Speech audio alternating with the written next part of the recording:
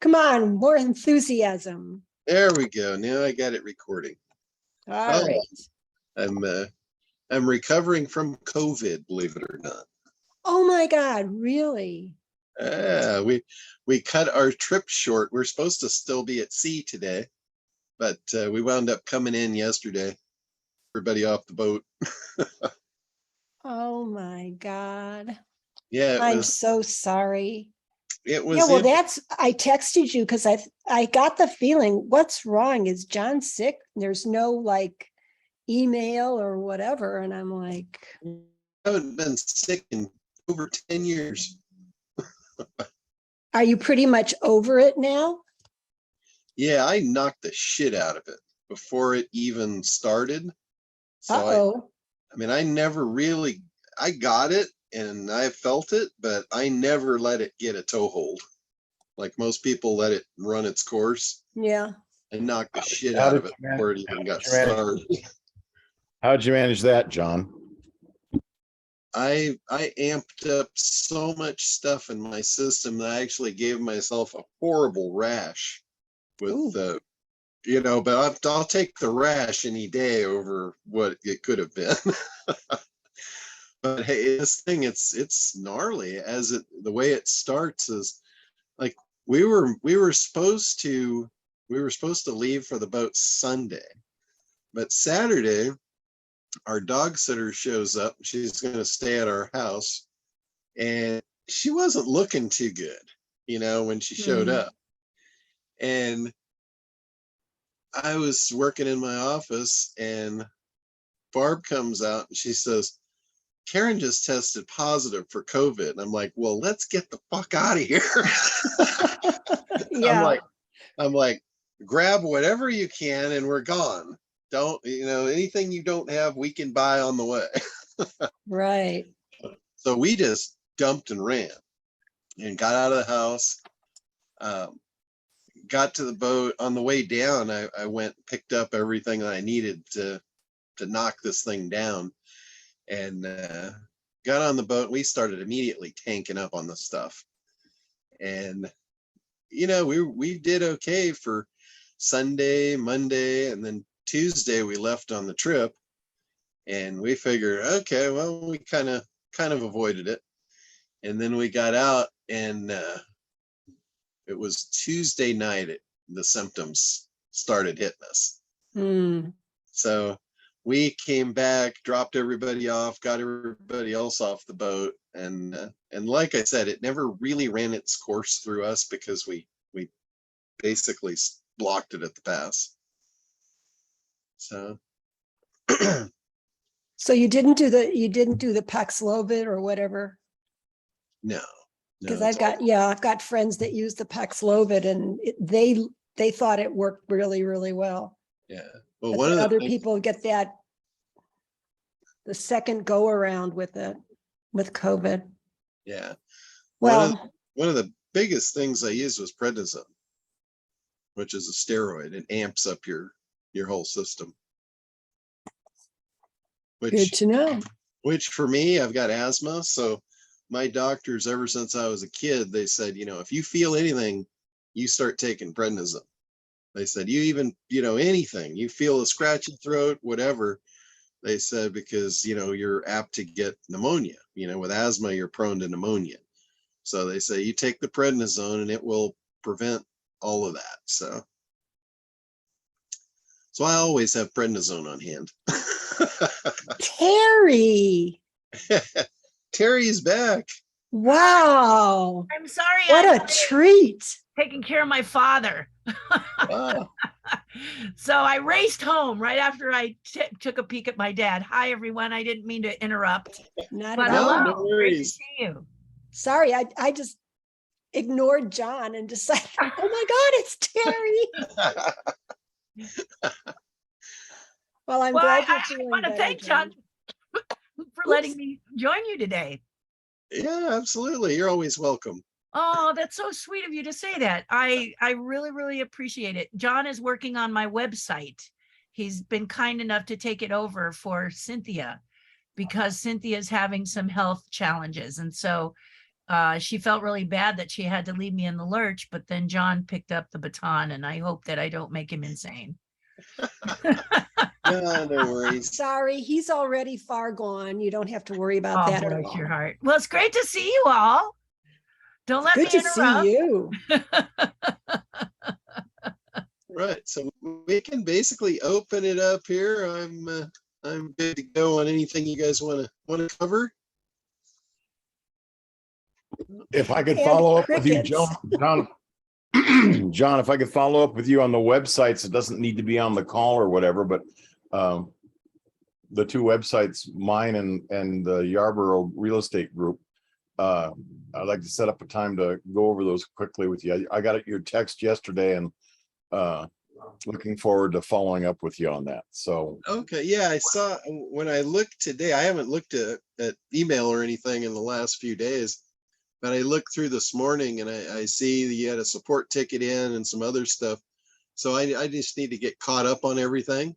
And then if I have any questions or whatever, we can Right.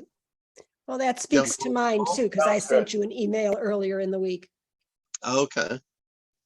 I just But- was wondering if you had a minute or 5 minutes after this call. Oh, sure. Okay. Well, I'm game to talk to you about it right here, John. Okay. As an artist, and you've been so sweet to take this on, that I appreciate it. So it kind of sounds like you need time to just sort of catch up, and I don't want you to worry about rushing for me because Ketchup is my middle name lately. So, but I sent you just a mock-up of the homepage. And then Okay. my question would be to you, there's a multifaceted of pages that I need. So I don't know if this is the proper place to talk to you about it now, but I thought that what I did before was I have a page on my pumpkin sculpting and the fact that I appear on Outrageous Pumpkins for Discovery and the Food Network, that needs to be updated. And I don't think you need to make any changes just except for the dates and stuff. So Okay. should I just basically send you the update stuff? Should I wait a little bit while you catch up? What's the best advice for me? No, you're welcome to send, anything that you need updated, because as we're working on it, we can just do that going. Okay. And That's then, not a problem at all. okay. And then a gallery has reached out to me and I thought the sales part would go through, I have my own online store, but I also have this new gallery that's starting to take on some of my work. So I wasn't sure how that would work, but I guess as I was told before, and please weigh in on this, that everything should fall under terryharden.com, and then those should be like little titles, portals, places they can click on. Is that correct? Yeah, and it depends on and this goes for everybody. So this is down to basic web development, web design. For those of you that don't know, Terry is an incredible artist. So she has an eye for art, which most of us don't. So she might be a little more picky about what her site looks like, as far as the look and feel and all that kind of stuff. Now, that said, that's perfectly fine. And it's kind of hard sometimes for my developers to work with that because they don't have her eye. So in this case, if you've got somebody that is creative and a designer, if you can have them give you a rendition of what they want it to look like, my team can take that and recreate that into a website. That makes the whole process really smooth and easy. What the designers don't typically have is they don't have a lot of times the knowledge of the mechanics behind the website, which is perfectly fine. They don't need that. They need to focus on art. So what we're talking about now is the navigation, the number of pages, how the links go together, all of that kind of stuff. So in websites, there's look and feel, and then there's functionality. Now, and I don't mean to take the art down at all, because art's awesome. Things looking great is great. But if I had to choose one or the other, I would take the functionality over the look and feel. So, and again, I don't, there's no reason you can't have both. But if you've got somebody that's in the middle and they don't have the artistry talent, I always tell them, don't worry so much about the look and feel. Let's make the thing function and convert for you. But now in Terry's case, we're going to get best of both worlds. She's going to make it look awesome, and we'll make it work for her. That's what I'm hoping, John, is that, Yeah. when God gave me the ability to create everything, he took all of the social media functionality, intelligence, and went, wee, you don't need that, And So, that's I'm perfect. like, I don't even know if I'm communicating properly, and that's exactly, you were telling me before that functionality is really important. And I'm like, okay, you had to define, you may not remember, but I said, what is a funnel? The only funnel I know is the one that puts large amounts of liquid into small amounts of liquid, and you put it in the bottle in it.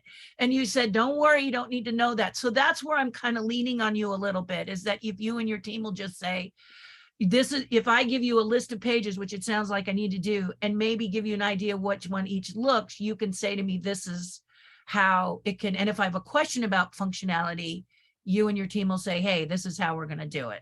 Yeah. Is that correct? Okay. And by the way, your analogy of the funnel right there was spot on. You put a lot of liquid in the top and a little bit comes out the bottom. Well, in our case, you put a lot of people in the top and it funnels out your perfect customer at the bottom. I see. Okay. So, and it's just swap the liquid for customers. Okay. You're making me feel better. Because there's a ton of customers. Here's the real magic part. There's a ton of customers you don't want to deal with. Yeah. And that's what the funnel does, is it squeezes the perfect ones out the bottom for you. It does all that work for you. So you got that really figured out without even knowing it. That was exactly true. Okay, so just to say again, so what would help you and your team is to think of how many pages, break them down into what they might look like from my point of view. In many cases, I don't care. I just am one of these people that doesn't like little things to run around and things to pop up and move. I like it to be just a clean, straight page, so I can get off as quickly as I got on, to be honest. Then that, from a conversion standpoint, simple is better. Okay. Because there's a real common phrase in marketing, is the confused mind does not buy. So if you've got a bunch of flashy bells and whistles and you're like they feel like a pinball machine, they're just going to leave. So that's where navigation is real important. That's where, when you tell me all the pieces to your puzzle, then I can kind of figure out, okay, let's categorize these to simplify this whole show. Then we'll break it down to like the simple buttons at the top. When they click on that button, and again, this is kind of where the funnel process starts. You get a lot of people on the home page, and then if you click the next button, and if you click the next button, and if you click the next button, then the next thing you're talking to somebody that's ready to buy.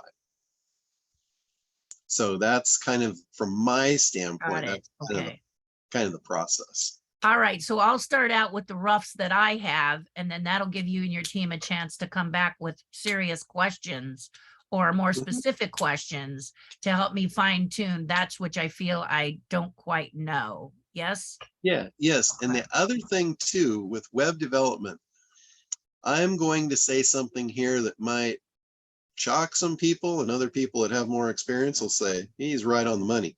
Websites are never done. There will never be a finished website. A finished website does not exist. Yeah, all that means is you're no longer optimizing it. So, or you've died and there's nothing left to say. So don't think that you have to have it perfect right out of the gate, because the biggest thing is you got to show up, and then you got to keep showing up. Keep updating, keep tweaking. It's like the whole thing is like a test. You test one thing. If it doesn't work, you tweak it and you test it again. So very, very rarely does somebody really figure out exactly on the first go around what works, and just that's the end of the ship. That's a very rare commodity there. Or you can do it like John does, which is put up the website, get so busy, he never touches his website, and just tell his customer, do you want me working on my website or yours, and on to the next. That works too, John. And I took that philosophy. I just tell people, say, send me your bio. I say, Google me, because I'm like you, John. That's is what my website is right now. If people look at my website right now, it's ancient, you know. Yeah. But now my husband is like, it's time to get that at least into the 21st century. So that's why we're working on it. But you've made it very clear now what my process needs to be for you. Yeah. So a little more organized than I was before. Sure. One of the most important things about a website is its ability to start a communication, start a conversation. If the website is just informational and they can just come, get information and leave, that's not really much interest to me. Okay. That's just like, you know, that's like just having a brochure with no contact information. Yeah, not very effective. Post that all over town, nobody's going to call you, right? Mhm. You make them work too hard, they're not going to do it. So the ability to start a conversation, where I'm sure you've heard this, I'm sure you've heard that, you know, the money is in the list, in the mailing list. You need to have your website create that mailing list for you. Mhm. There's no other way really to create a mailing list without having people opt in, you know, a legitimate mailing list, your mailing list. So one of the things that we always focus on is what can we do? What can we offer to get someone to start that conversation? You know, you give them some value, you offer more value in return for their email address. Like you can be talking about a certain subject that you know your audience is interested in. And then you can say, you know, by the way, I made a little short PDF that makes this really simple. You know, if you want to do what I just told you about, I made a PDF that makes that super simple. You're basically giving them the first step in their journey to get what they want.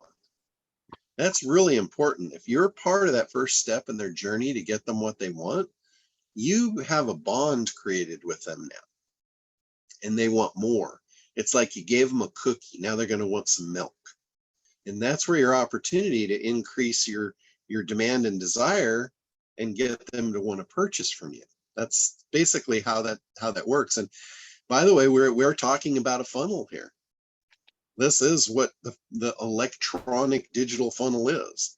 It's you offer this thing, you get a lot of people that take it, and then you take all those people to the next conversation. And a few people fall off, and a few people fall off, and at the end, one will squeeze out the end, and they'll be your best friend forever. And my current website, John, and not to jump on and monopolize the whole conversation, my current website has a nice funnel, and I have a lot of people, and I think I have a good amount of people. Let's just say a good amount. Let's not get crazy here.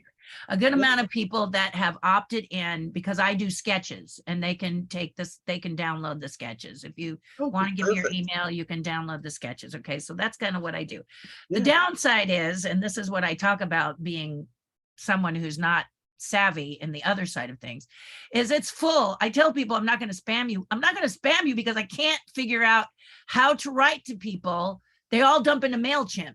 I can't figure out how to work in MailChimp in order to even answer an email. So there they sit, nice and comfy in their feather bed, not hearing from me at all because I have no idea whatsoever. And you try to take the classes and it's all like over my head. So this is what's so exciting about slowly I gotta just give myself a break and realize that this is going to take some time. And but they, you know, and they're all happy because I don't, you know, so if I do send an email in as a fluke, some will drop off just because, oh, I forgot I was on there. I'll try, correct. Yeah. If you let your list go cold and you communicate with them again, they won't remember you, and they'll say, So so I appreciate your help is what I'm saying. Yeah. There's nothing at all wrong with MailChimp. In fact, I tell everybody it doesn't matter what your system is, but you should know how to use it. So with MailChimp, you've got a couple of options. I'm not familiar with MailChimp, or I'd help you with it, but you can learn MailChimp, or, I'm sure you can go on YouTube and do a basic tutorial video in 10 minutes, and you could probably figure out how to email the list. One of the things that I do, and I really encourage you to do, is to segment your list. Like when people come on and they download your sketches, you should have a tag for those people that says sketches. So later, when you go into MailChimp, you can email all the people that downloaded your sketches. And in the beginning of the email, let's say you downloaded them a year ago and you haven't communicated with them again, you can use that as a tickler. Okay. You can say, hey, I apologize. I know you got my sketches a year ago, and shame on me. I just forgot to follow up. Hey, I'm here for you. Whatever. You basically just pick up the conversation. Right. And don't do it in a spammy or marketing type of a way. Just be you. Because you're creating a relationship. They buy from people they know and trust, not people that try and sell them stuff. So if you show up and you're of service and of benefit, help, they're going to want to work with you. It's important for you also to figure out, what do you want to do with this relationship? It's like, I basically put a lot of these into the similarities between dating. The whole marketing and funneling and dating, it's very similar. So you need to go into the relationship with the intent. Are you looking for a one-night stand? Are you looking for, friends with benefits? Are you looking to get married?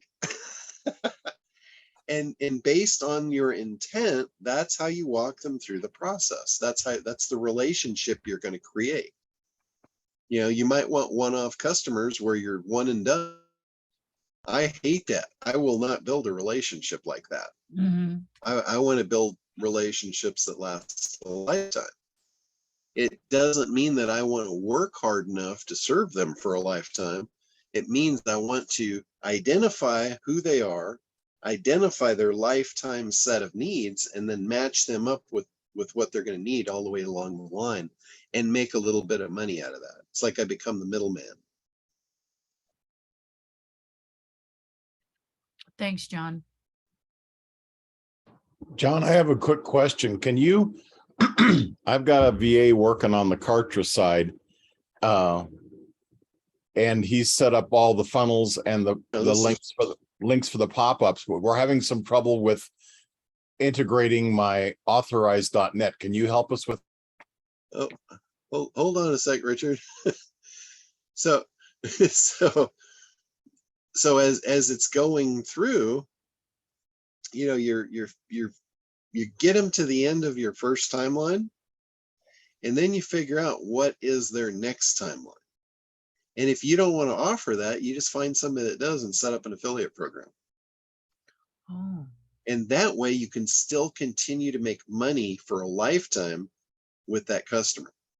And what you can do, you can almost anticipate when you pass them off to the next vendor, you can almost anticipate when they're going to get their desired outcome. If this is like a 1 month, delivery, or 2 month or whatever. And then at that point in time, you send them another email and you say, hey, I'm so glad you took that second step. I know you're probably at this point. Here's what you're going to need next. And you just stay a couple steps ahead of them, anticipating their future needs and goals. And just keep providing that service of helping them get what they want out of life. That will make you the ultimate marketer. And it's super simple to do. It takes a little bit of, intuitiveness as far as knowing what they're going to want next, but it's not that difficult. We're human beings, and a lot of times when you create a product or service, you are the ideal customer, and you're providing that for people that want to be where you are. They're just a few steps behind you. So you're already going to be a few steps ahead of them all the way down the line. Okay.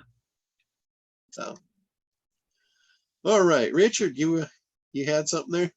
I'm sorry, I didn't mean to step on you there. My apologies. no. I was just wondering, I'm having difficulty apparently integrating authorized.net into Kartra. I've done everything, followed all the steps and that sort of stuff, but apparently it's still not working. So can I get some help with you down the line on making sure that that integration is working? I'm just not sure if maybe things are still in flux too much to know if they're really, if we need to intervene at this point, or if we can just wait till we get the rest of the website up and all the links in place and then test it to double check it at that point. So I don't know what. No, with Cartridge, you should be able to do that anytime without the website.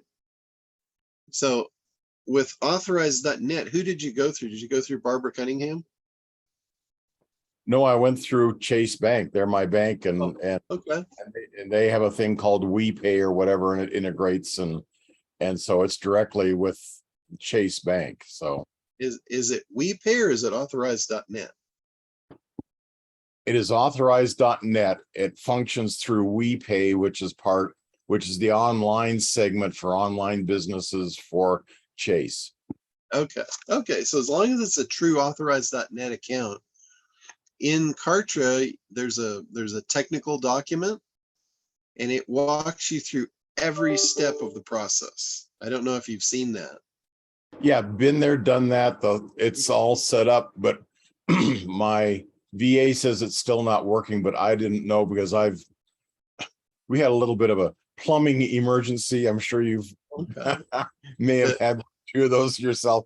So I was out of pocket for this last week, so I need to get kind of caught up. But I'd really like to have everything pretty much up and running ASAP because I'm ready to start driving traffic, and I really don't want to do that when I don't know the status of the website. So. Okay.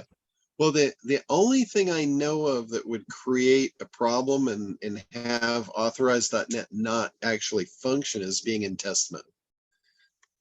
So when you log into your authorized.net account, it will show you if you're in test mode. You have to take it out of test mode. And Oh no, then, I've run charges before, so I know it's not in test mode and that sort of stuff. But okay. And I believe Kartra also has a test mode under their settings. I don't know that for sure, but that could be it. That could be it. Check that.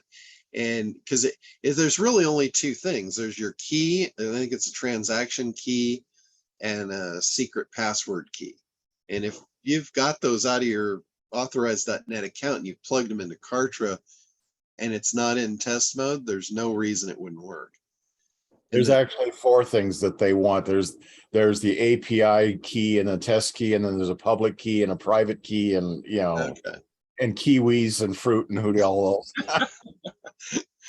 But yeah, but if you've got those and you got them plugged in, there's no reason it wouldn't work. If there still is a problem, you should contact the bank and say, hey, what? But if you've run charges, I doubt there's a problem with your account. Okay, good enough. Well, I'll get back up to speed because, like I said, I'm just back from installing dishwashers and plumbers and hot water heaters and all that. The other thing that your VA might not know is just because Kartra is integrated with your authorized.net, that doesn't mean that it's plugged into your products to actually take that charge. So when you go edit the product, and I believe it's on the first or second page of the product, it'll say payment gateway. And it'll give you the choice of, authorized.net. You have to do the drop down and select that account. And now that product is available to use that payment gateway. Oh, okay, so that you have to internally connect the gateway to each product. Correct. Each product. What that does, it allows you to use multiple gateways or multiple authorized.net accounts. Like I have one authorized.net account for my SitePop product. I have another one for all my SEO Dominator stuff. I have another one for all my Spanish stuff. So that way in my accounting, I can keep every department separated. So when I do accounting at the end of the year, I know exactly what's going on. otherwise it all just pours into one big bucket, and I don't like sifting shit. So it That's very costs me a helpful. little bit more. Costs me a little bit more, but allows my business to take over. Thanks, John. That clarifies, and I look forward to catching up with you tomorrow, or hopefully before next week. Okay. All right. Who is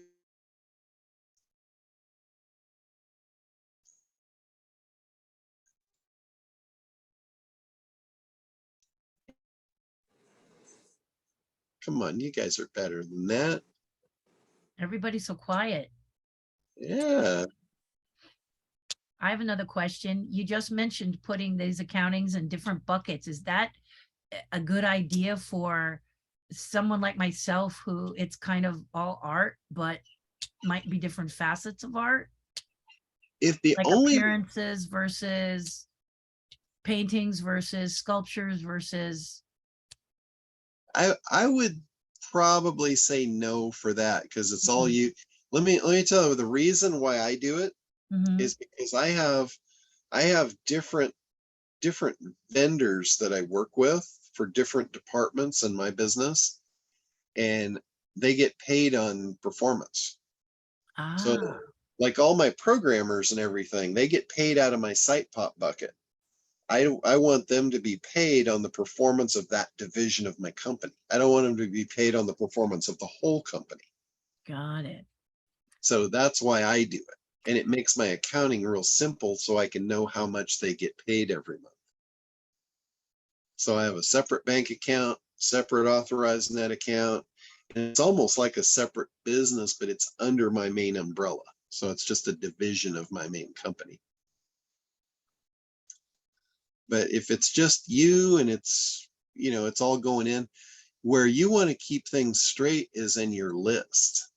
You want to know who's who in your zoo, Okay. because the communication is important. When I have lost, sometimes I will lose people out of my list. And this is, you call it attrition or whatever. It's a natural thing to occur. But when I've lost the most people off my list at any given time, it's by sending a generic email out to the whole list. It's just a Right. bad idea, because if people get an email from you that they're not interested in, you're going to lose a little bit of credibility there.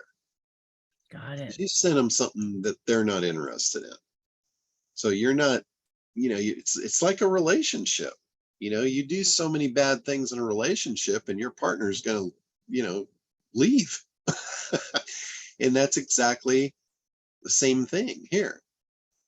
You have to maintain a solid relationship to keep the ball rolling down the hill. So that's where tagging, and I'm not familiar with MailChimp, but I'm sure that they have tagging functionality. Mm-hmm. And what you want to do is you want to tag your list as they come in. Like if they come in for your free drawings, then you tag them for that. You might want to offer other things too. Like Exactly. that doing things they're interested in, because the more tags that you have, the better you can communicate. I'm sure you've got more than just one thing that people would be interested in. Absolutely. Like,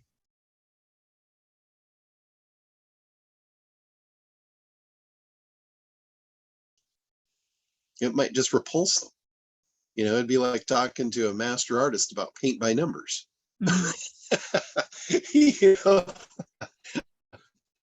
So the better that you can communicate, the more successful that you will be. So tags are really, really important.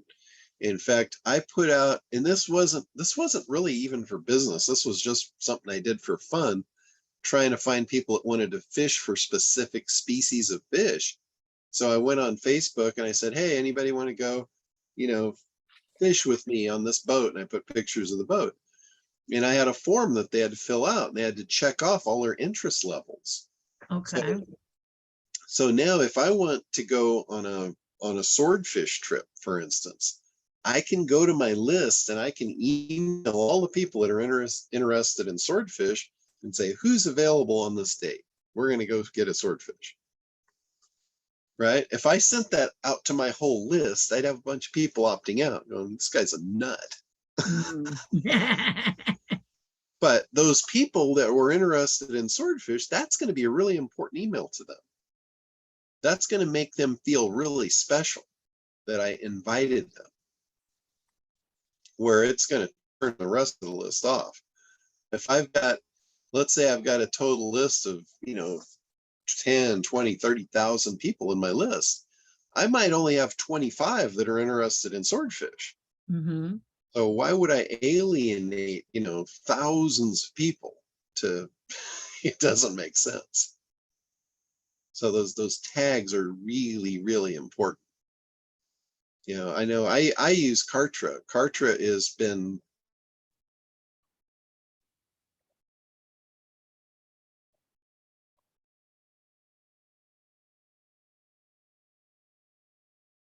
Bye-bye, John.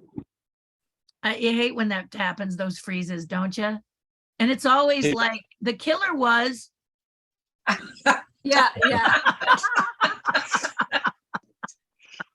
Or the phrase, or the It's Or the always phrase- that pearl of wisdom, and then they freeze. What you really need to remember is The punchline. yeah. or they come back and say, which if true will kill us all. It looks like you're back, John. You froze at the big punch. where did I drop off? You said tags were important because Oh, okay. Sorry about that. it's not your fault. But I was talking about Cartridge. I've been using Cartridge, and it's just been a game changer in my business. So anybody that is using Cartridge, I'm really familiar with that, and I can help out, very easily with that. But I don't spend a bunch of time trying to learn all the systems out there. That's why MailChimp, I'm familiar with it, but I have no idea how it works. But Yeah, I'm that's sure- what Right, neither I do was going I. to ask how you actually do a tag, John, because I've heard you say this several times, many times over the years. And I'm like you, Terry, I don't even know how to tag somebody. So as the email comes in, I mean. Well, in Cartridge, it's all automated. Like you create an opt-in box, and in the process of creating the opt-in box, you can say anybody that opts in, put this tag on. That's all there is to it. And then they go into your database with that tag. And then if you want to email that group, you can go to the email functionality and you say, I want to email everyone with this tag. Just like that. And it'll say, okay, you've got 38 people that have that tag. And here's your start typing. And you can just send them an email. Super simple.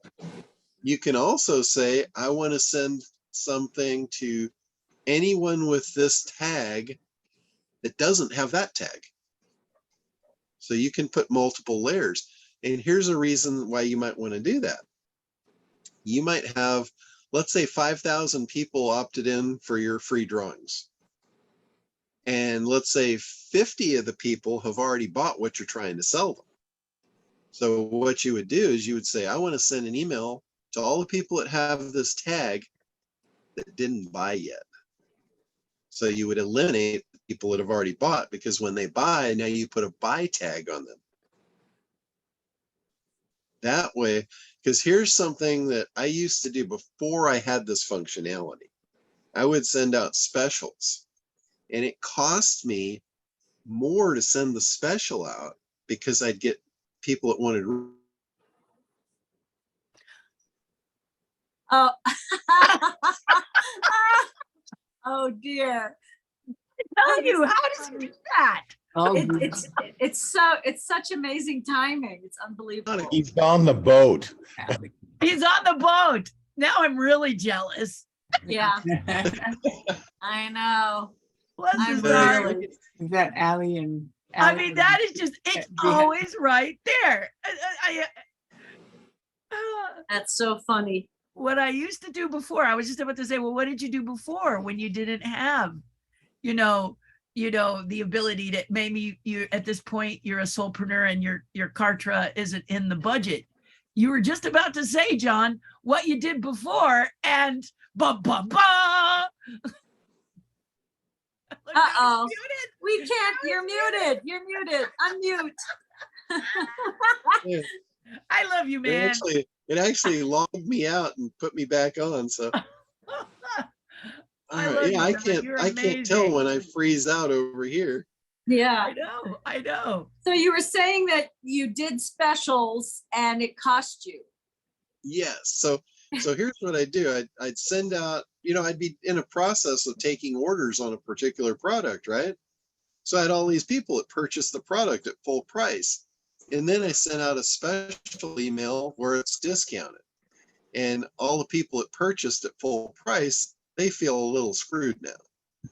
They're like, and that's not a good way to create a relationship. So then I wind up having to give them refunds or rebates for people that would have paid full price, right? Where if I would have filtered them out, I would have kept all my full price customers and I would have picked up the new ones that I wanted. Got it. So that's a reason why you want to put a buyer tag on. So you're sending, again, it's all about the right communication. You don't want to send a special on somebody that already bought. Right? That's a bad idea. Yeah, serious bad idea. Especially if Yeah. you discounted it on the second round. Yeah. Yeah. So it's just, the more clear the communication, the better you'll be.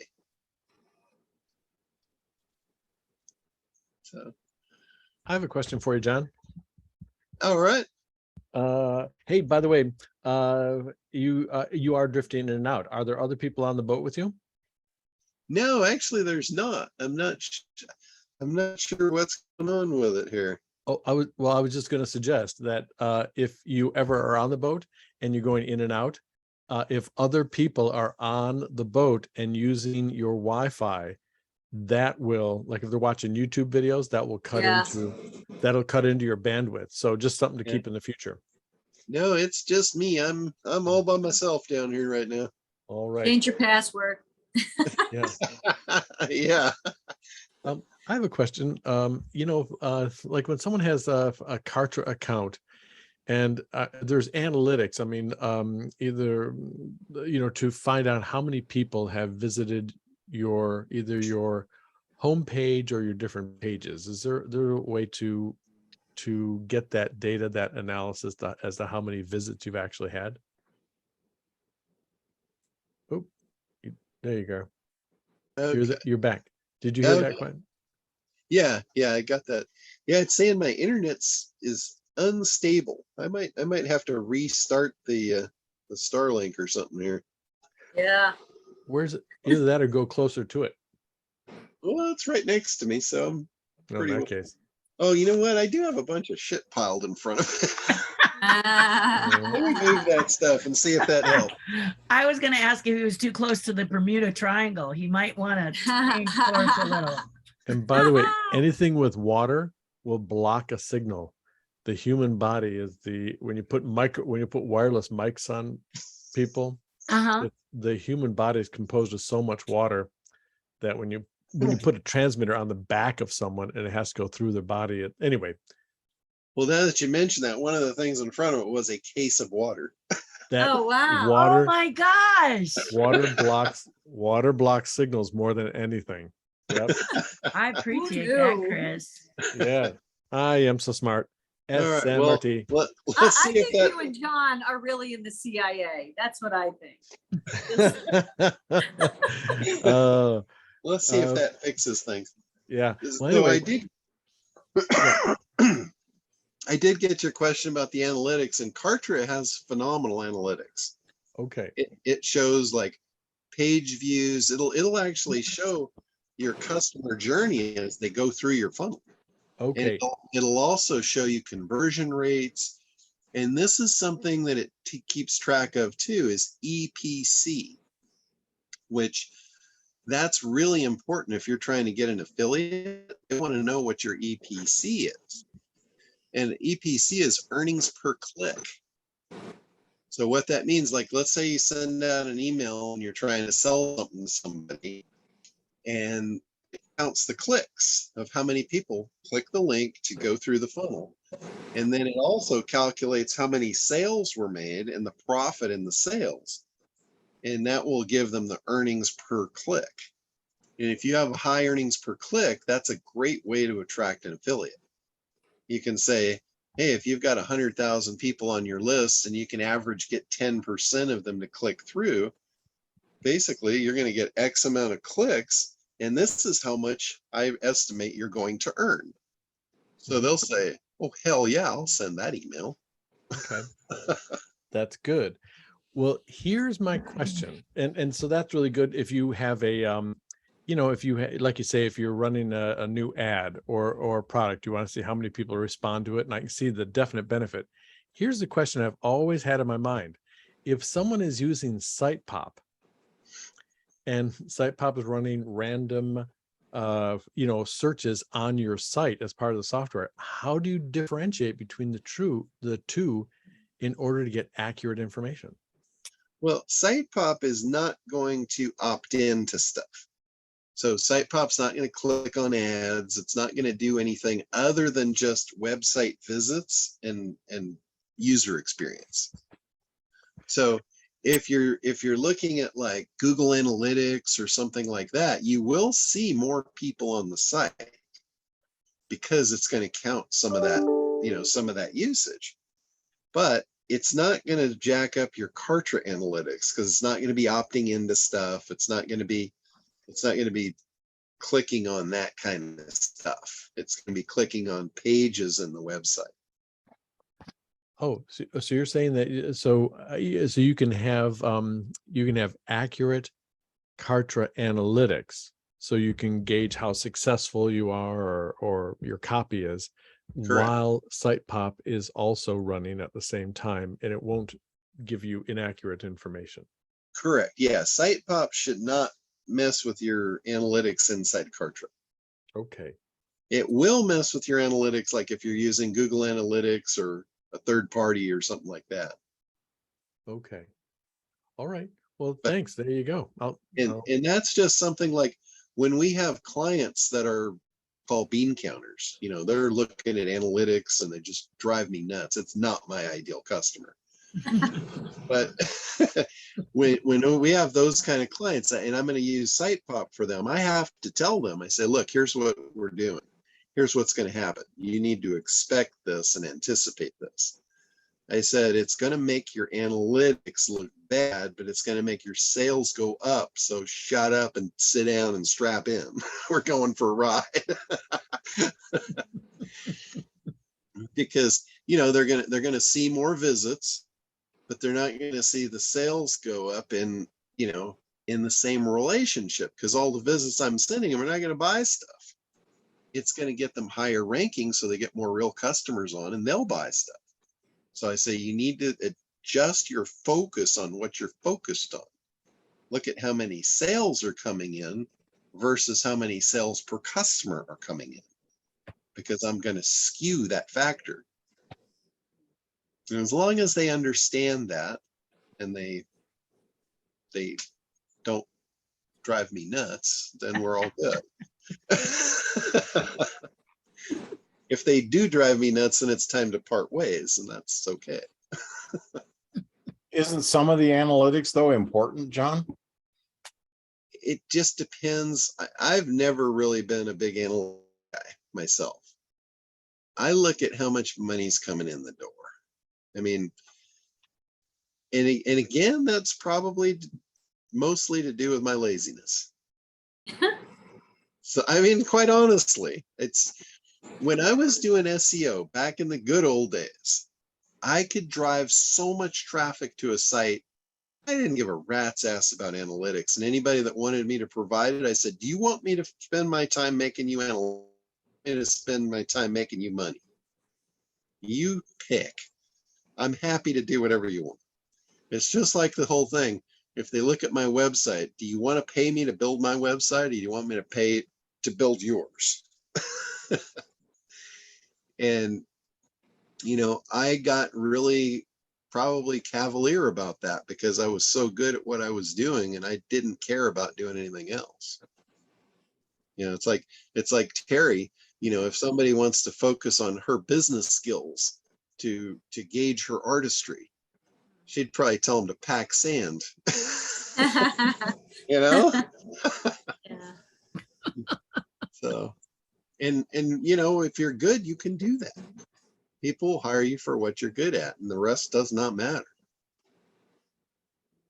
So, and you know what? I truly believe that if you're that confident in what you do, that in itself will make people want to work with you. That just, you know, when you have that kind of confidence level, it doesn't matter if you don't know what you're doing. I mean, seriously. Woohoo! Exactly. I mean, I'm not encouraging that, but But I think that's why certain things get left undone, John, because that's very true. People Yeah. look and find me to get things done. And so I say, how much do I even need a website? And then, you know, you're shown that a person says, why didn't I know about this? And you say, well, I posted, and they go, but I don't post. yeah. So all of a sudden you realize that you have quite a few people that aren't even involved at all with social media. And so if you get to be social media centric, what I'm learning now is that a website is extremely important for those who aren't really into the social platforms to get information.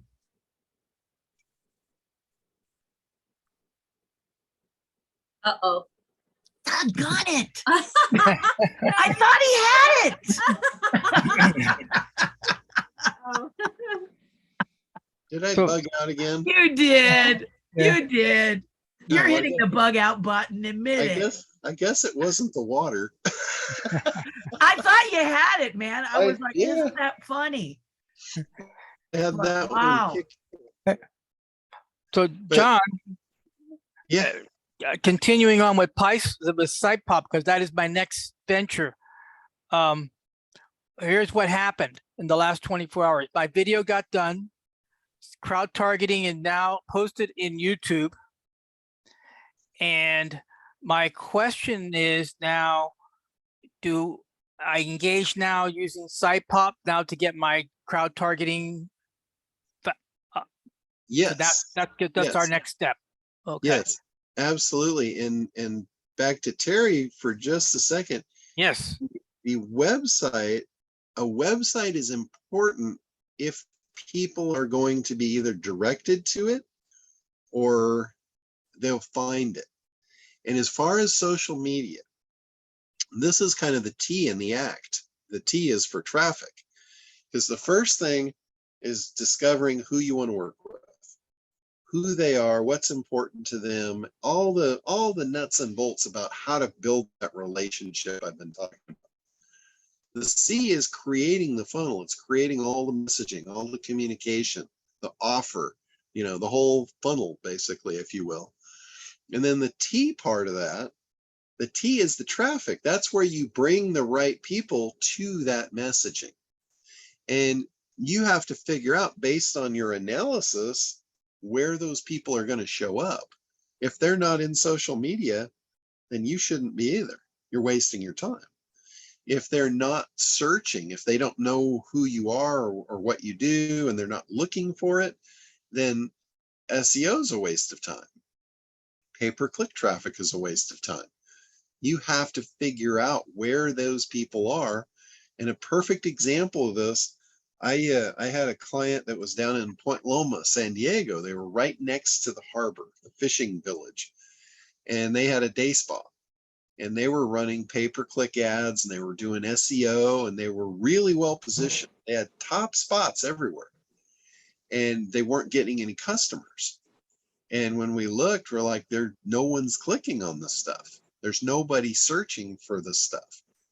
And I asked the client, I said, what do your customers, I mean, like, you have customers, you've got past customers.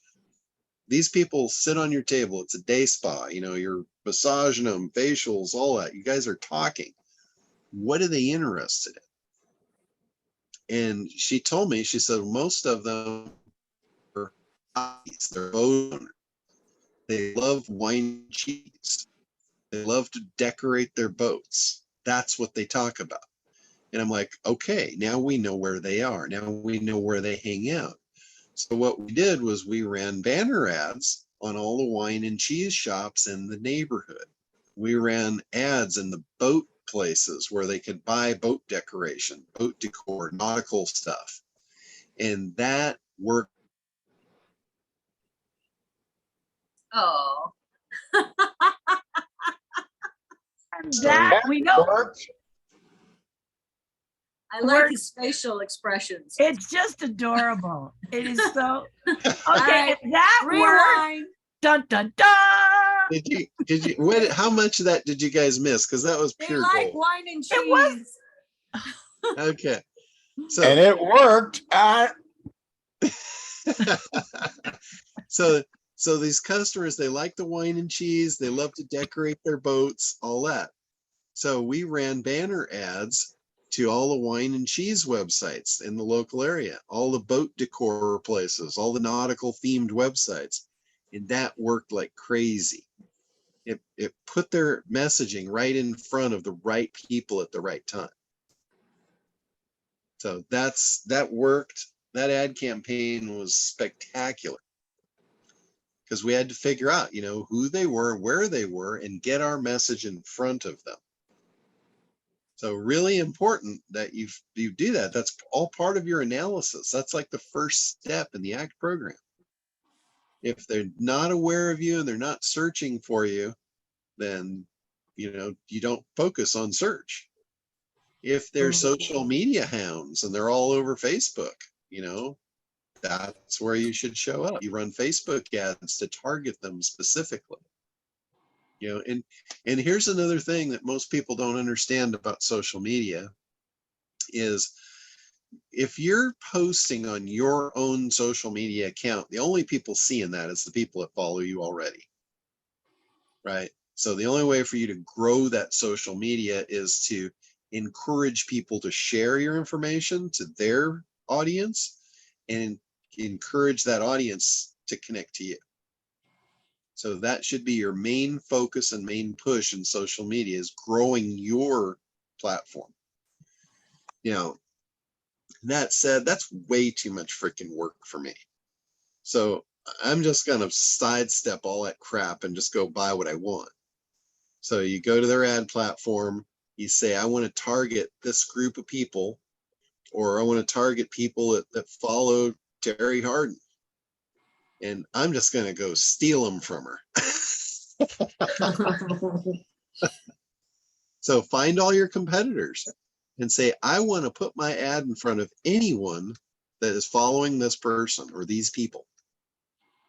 And you can build it real fast, almost instantly. But you got to know where they are. You know, if you've got big competitors, they've already done all the hard work. Why don't you just go steal it from them? You know, they didn't deserve it in the first place, right? Did I really say that?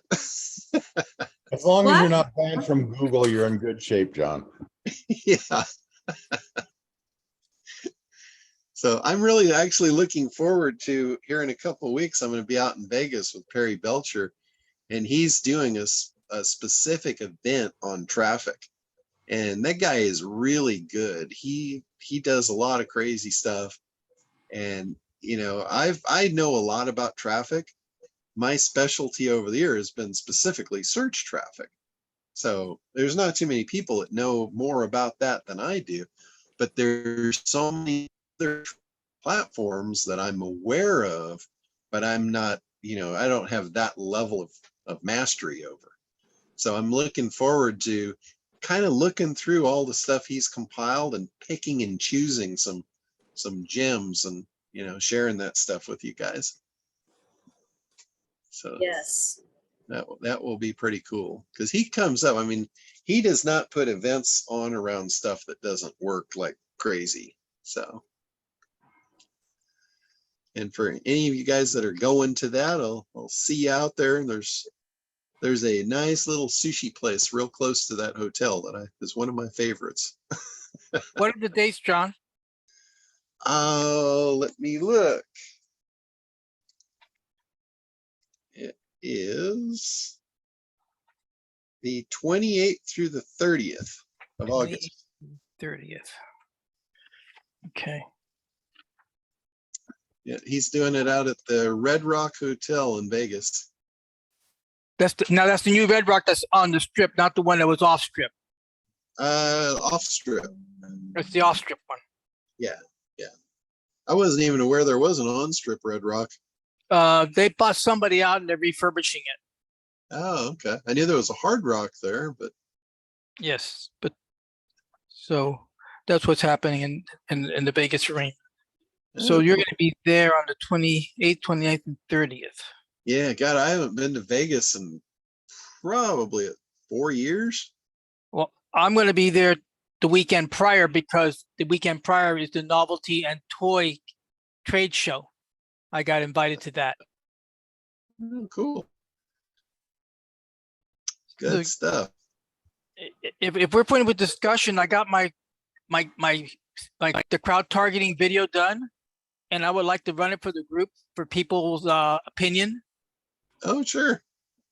Are we clear for do that, Captain? Yeah, absolutely. We worked on that script. It should be, hopefully it's Yeah, pretty smooth. Yeah. Okay, so I'm going to go ahead. Permission to share. Yep, go for it. So there is our standard YouTube. And then I'm going to put in crowd targeting.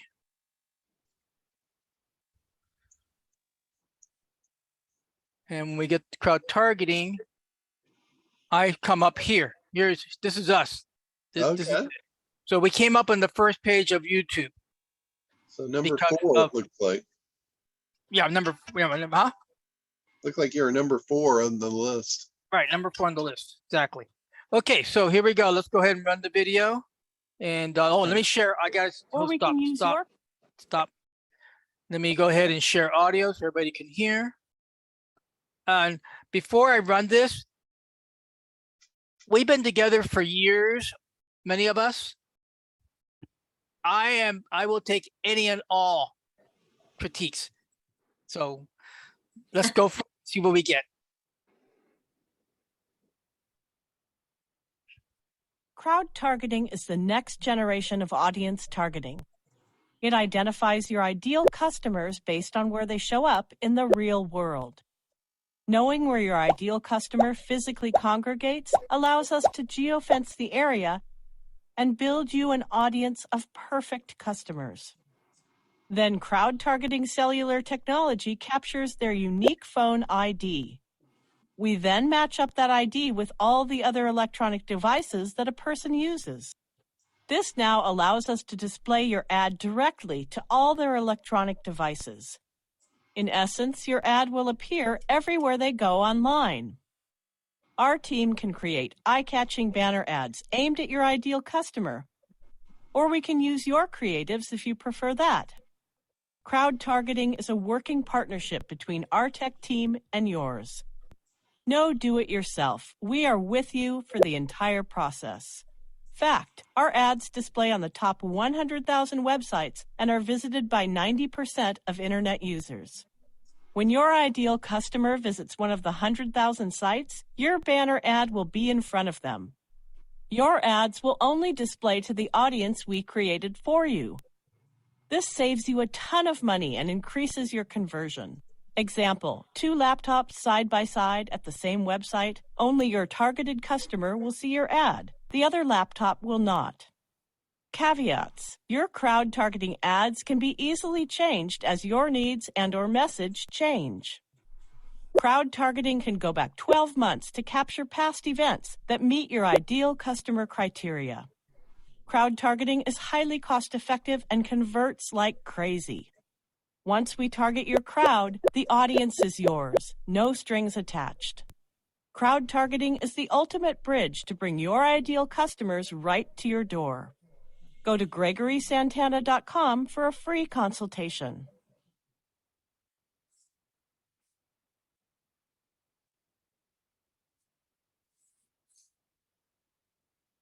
That's right. looking good. It's okay, boss? Because that's what's going to Yeah. run tomorrow at the Business Expo. Yeah, Oh, it has. Oh, the other one has music. This one had no music. I ran into a problem. When I went to upload last night, the final, which had music, and I got it on YouTube, it came back, said that it didn't say it was a copy infringement, but that they found music on it, and that therefore that it would not. I'm not sure if the message meant it was not going to be allowed or not be allowed. We'll talk about that when we have our private session. So I asked the guy in Pakistan, Navi, you know Navi. yeah. So I talked to, luckily Navi was online last night, and I got to him and said, I need the music stripped out because I can't post it on YouTube. I said, no problem. And the guy did it. In about 2 hours, he redid it, took out the music, and then he gave me another version with another music, just in case that it doesn't get flagged. But anyway, this is the one with no music. So yeah, as far as music goes and videos with YouTube, if they identify it as a song, like a recognizable song, then it might be like a copyright infringement. So they typically want to block those out. yeah, they blanket all the way. They blanketed out. That's what I thought. Okay. Anybody's comments, words, or feedback? Because we'll be looking for revising in the next, when we have our session, John, you and I will go over it. We missed something. Remember Toma, top of mind awareness? Somehow that line didn't get in there. I didn't hear it, but I don't know how important was it. I think it came across pretty good. I think the messaging was pretty good there. That was my point. I only have 10 minutes with the one-on-ones, and I got the 7 people tomorrow. AAG is my biggest target that I want. AAG and Disney are my two main targets. Yeah. Out of 7. Anybody? Roger? Any word, Roger? Roger's got his hand up. What do you mean AG? Oh, AAG is Auschwitz Entertainment Group. They're the ones who own the Staples Center and the Microsoft and the Microsoft Theater, and they also own entertainment venues throughout the country. Their headquarters in Colorado, Denver, Colorado, and they have venues in London, in England. But their main market is USA venues. So the idea is to use crowd targeting for them to, because here's the back history. AEG got into a real tissy fit with our union because we were giving the Madison Square Garden Forum and the SoFi Stadium a sweetheart deal, and they didn't like that. We weren't giving them a sweetheart deal. We're just giving them a starter contract. But AEG was really pissy. So they're very competitive. That's my target. Okay, Roger, you had your hand? Yeah, hey, I just wanted to mention that crowdsourcing and your describing how using one electronic device, you can figure out all my other electronic devices. That's an educational moment in your video that I found myself paying a lot of attention to, either as a buyer, like, cool, that's super cool. Either way, music would have been hugely distracting to me. I wasn't there to be entertained. As a serious contemplator of this, I wanted to understand the words clearly, perfectly, and foremost. So I think without music, to me, is far better. If I was leaning toward that. Thank you for your confirmation. Yeah, yeah. And again, too, if there is going to be music, it shouldn't be recognizable because that would distract, just like what Roger's talking about there. Okay. All right, Gwen. You're muted out there, Gwen. I got to find myself to unmute. I just kind of had a technical point on that about going back to the previous event up to 12 months. Isn't that they have to have the information on that event already? Concur. Yeah. They would need location and time. Yeah. Yes. Any information that is basically all the data is collected. This data exists, and if you can rope off the target area, the data is stored for up to 12 months in the rear. Okay, so they don't have to actually collect it ahead of time. No, it's already pre-collected. Okay, that was my technical thought on that one. My other question was, have you been able to talk to Chris on this yet? No, I haven't. I was gonna get with him this afternoon and see what he's up Okay. to. Yeah, because I was a little concerned about that. So that's all. All Other than right. that, good job. Thank you. Linda, I thought it was outstanding. I thought that the content was well paced. There was two little small distractions when you go back to do a remix. One was the one, because it took over the sound of the narrator. Also, the avatar seemed to switch bodies. So the voice of the woman went to a man. I know it's a really small thing, but I found it was like, wait a minute, who's talking? I found the avatar to be distracting because at some point, and you're halfway through that, a man is talking with a woman's voice. So it's the same narrator, but that was just an inconsistency. But for the short amount of time that you have this the amount of content was phenomenal, and I really liked it. Thank you. Home run. Because tomorrow's one-on-one is 10 minutes. So I think my AEG is at 3:30 in the afternoon. So I have 3:30 to 3:40. So the reason that John and I worked on producing this was to cut down the explanation time. Because if I get into explanation time, I can burn 5 minutes.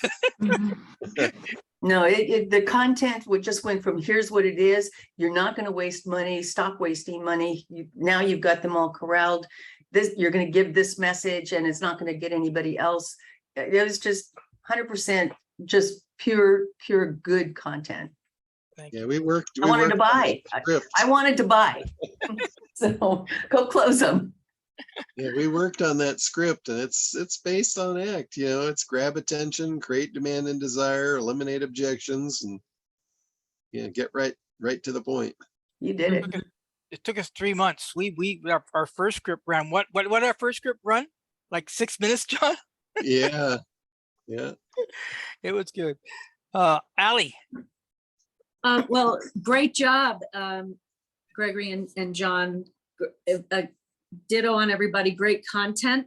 I wanted to know, so who is this? Who are you going to present this to? Oh, let me show you. When it's going live? Yeah. I have two opinions based, I have two insights based on who it's going to. Okay. One and one. So if it's going to one, I don't want to say whatever. It's going to, okay. This is the group. I don't know. Am I still sharing, I guess? No. Okay. All right. Well, there's a group in the LA area named the Asian Business Association. And they're what business association? Asian Business Association. They go by the letters. Oh, their website is abala.org. Okay. And they're very big about promoting small business. They're a little bit Asian centric, but they welcome everybody. It's everybody in that. You walk in that room and you're all in the same boat. So tomorrow they have a business group expo, growth expo. Between 1,000 to 1,500 people are showing up. 10 major companies are going to be in the pitch room. So you had to buy a premium ticket, which I did. And that gives you access to 7 people at 10 minutes each. And then at 4 o'clock is a VIP mixer, which that premium ticket also gave you access. So that's a 3-hour mixer to talk to people. So that's what it is. It's the Asian Business Association. And they're very good about that. Well, that's great. Okay, so good. So I needed to know because it's your target audience, basically. Oh, my target audience will be the major sponsors. That's USB, Bank of America, AT&T, Disney, Universal, Northrop Grumman, and AEG. So those are my 7 targets. And some of the USB is not high on my list. It starts off the day. I think my first one at 1 o'clock. They're my practice dummy. So I'm going to go in there and do my first. I'm taking a tablet So the tablet will run back, will play back the video. So it's not going to be, I don't have a heavy laptop to walk around with. And then say, well, oh, correct me if I'm wrong on my approach, but here's my, hi, how are you? My Rudy Santana, here's my card. And I'm going to show you what I do, and then run the video. The video runs 2 minutes and 15 seconds. So I figure I'm going to be down to about 3 minutes at that time. And then I have 7 minutes to answer any questions and ask for a follow-up meeting. Can you lead with, I'm an SEO expert? And what I liked was the last 14 seconds was a closer for me. So if you could open up with, I'm Gregory Santana, and parse out the keywords there, John, maybe you could help him suss. So he gives his name when he says hello, because they're going to link his name to that those keywords. So just for your intro. But in terms of, so you have seven. You have 7 clients that you're going to pitch to, and USB is going to be your test. That's great. I was thinking John's really good with this, but based on who he's presenting to, John, would it matter how he presents the information, or are they all looking for the exact same thing? Like their businesses want to attract unique things too. So would he have to tweak each of those? But in terms of the video, I have one comment. The avatar, her mouth is out of sync with the words. It was for me on my end. I don't know if anybody else had an out of sync experience. So it was like a little bit like watching an old time Japanese movie. Like, how are you? I'm fine. So that was a little tiny. Sync that up, guys. Because you're dealing with big companies, so you want to be spot on with your presentation. And then I loved the last 14 seconds, the close. That was great. And then for me, when I was listening, it was a lot of content, very good, very succinct. I personally maybe would have broken it up into 2 bits, but based on dividing content and purpose. But like John always says, oh, John, you're frozen. Oh, you're back. Okay. My one thing was, will your intended audience, I understood it, and that's my question. Will they be the right people? I'm sure they will be, but like, are they educated on? Okay, to answer your question, I've been pitching this crowd targeting face-to-face for the last year at the various conferences I attended, and an extremely small percentage knew what crowd targeting was. As soon as you said crowd targeting, he said crowdfunding, and I said no, it's crowd targeting. And I would have to educate them on that. That's why I did the video.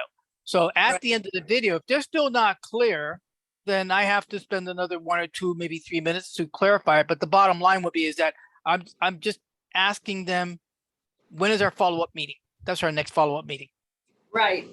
Well, I personally would maybe meet with John to practice live on John, do a whole run through so that you can anchor and feel grounded, because John would be a good guy to like ask questions and pretend like he doesn't understand something or whatever. Do you follow me, John, so that he could be super prepared? Because he's got a lot, he invested a lot, and he's got a lot on the line.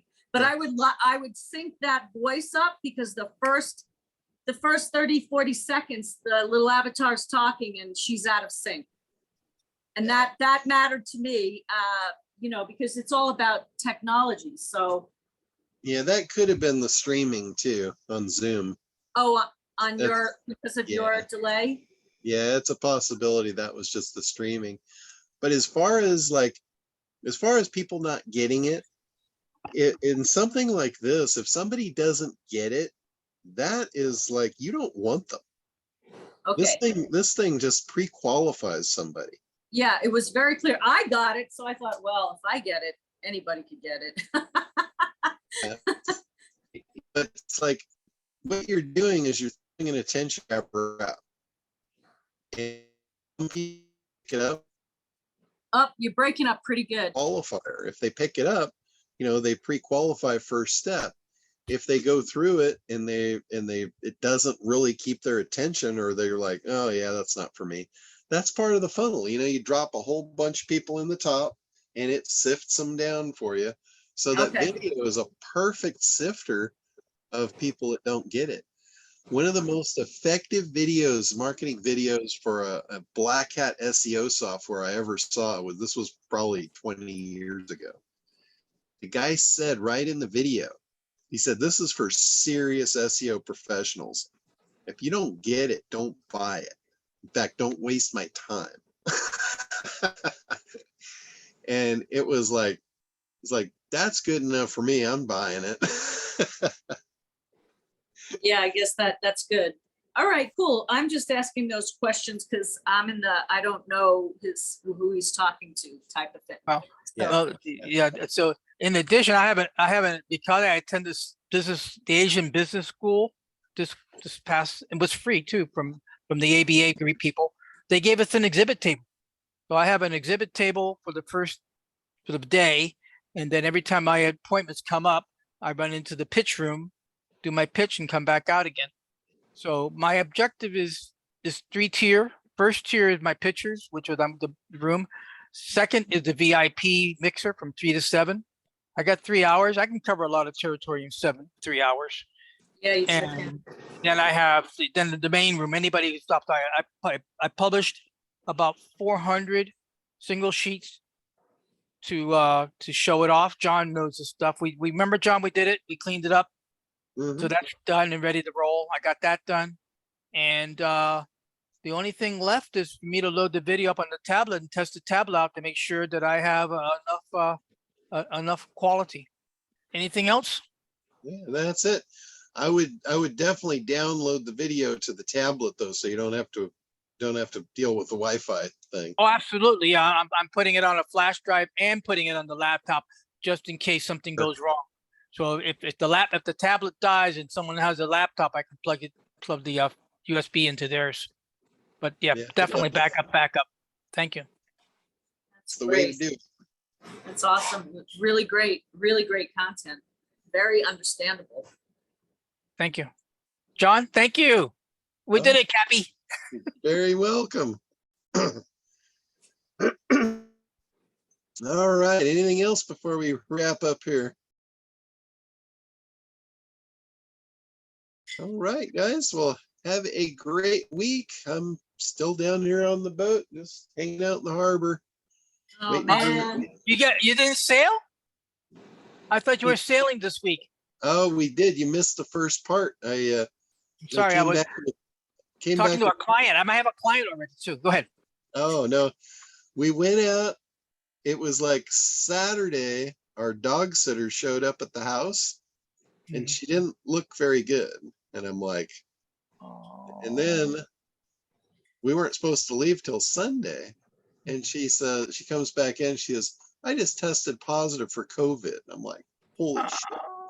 I told Barbara, go grab your shit, we're out of here. So we took off for the boat, but it was too late. So we got it.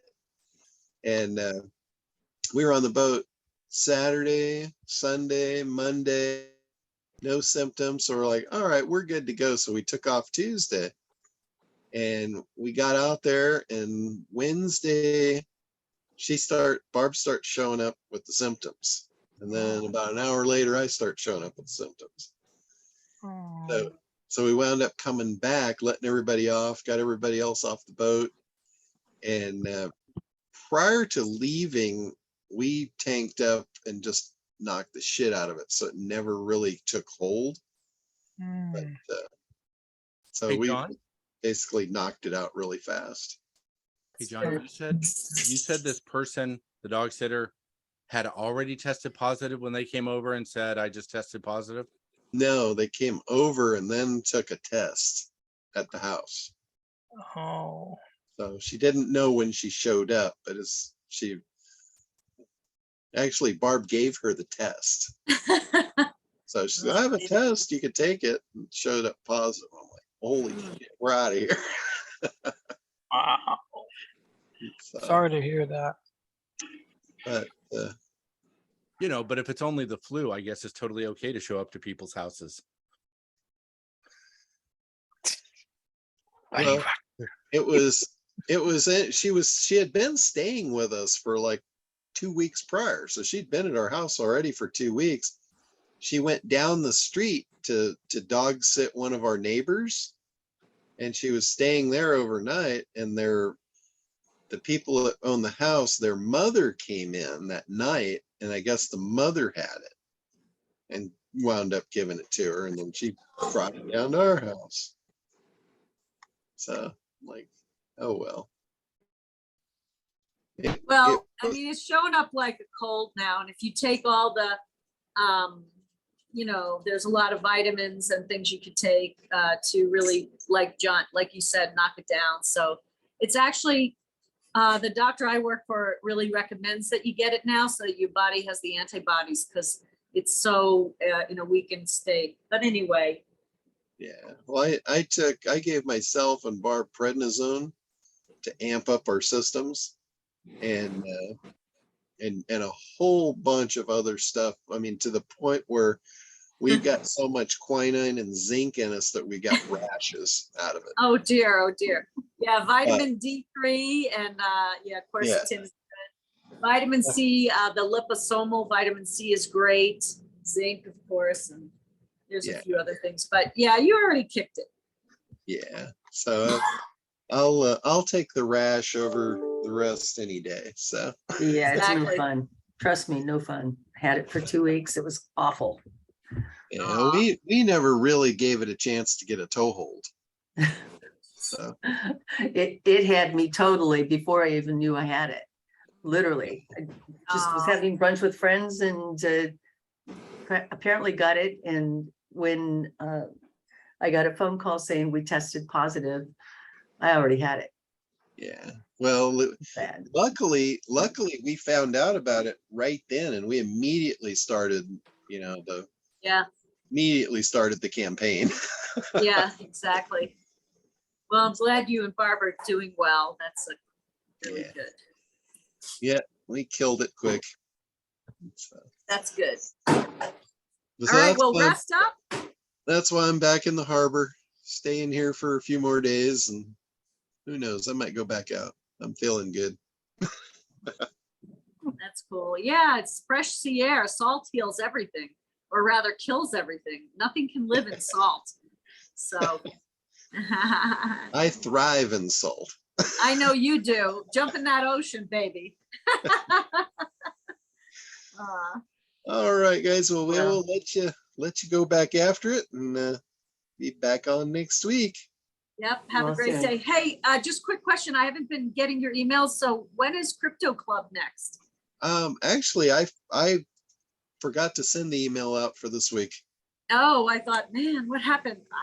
So Crypto Club, It's supposed to be today. it's actually today. I better Okay. I'm gonna send that email out right now for it. All right. All right. See you later. Bye, gang. All right. We'll Great to see see you. everybody. Bye. Terry.